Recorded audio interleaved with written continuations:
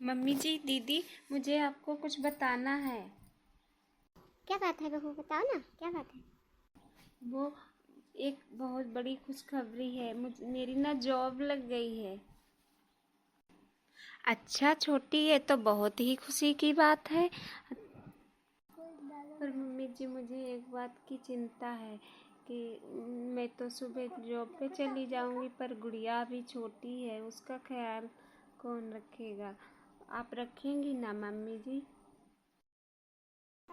हाँ बहू, तुम गुड़िया की चिंता बिल्कुल भी मत करो। मैं और बड़ी बहू है ना, वो दोनों ही गुड़िया को संभाल लेंगे। बड़ी बहू घर का काम भी कर लेगी और मैं गुड़िया को संभाल लूँगी। हाँ छोटी, तुम चिंता मत करो, हम संभाल लेंगे। मैं और मम्मी जी मिलकर सब संभाल लूँगी। तो फिर ठीक है, अब मुझे कोई चिंता नहीं है। मैं कल से काम पे जाया करूँगी और आप लोग घर में सब संभाल लेना।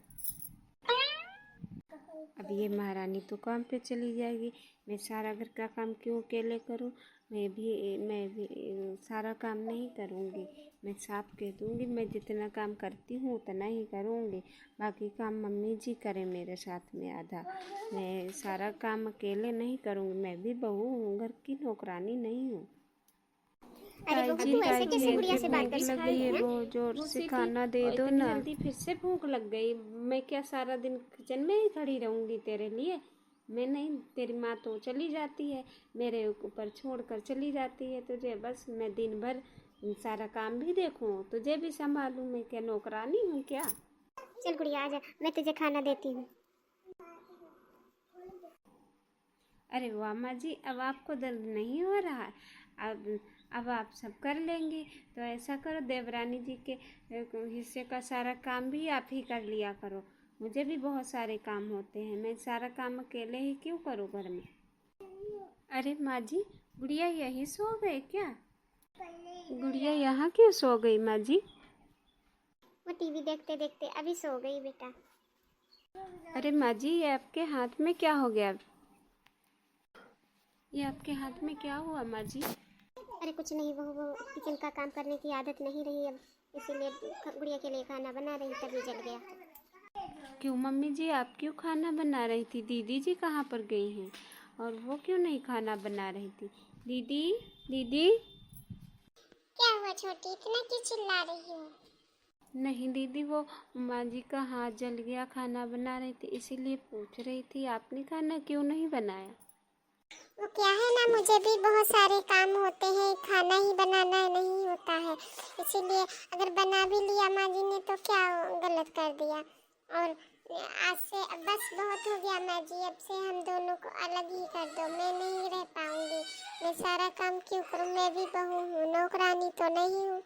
और अब दीदी आप ऐसा क्यों कह रही हो? क्योंकि अब से मैं भी जॉब करूँगी, मैं भी पढ़ी लिखी हूँ। हाँ दीदी, मैं जानती हूँ आप पढ़ी लिखी हो,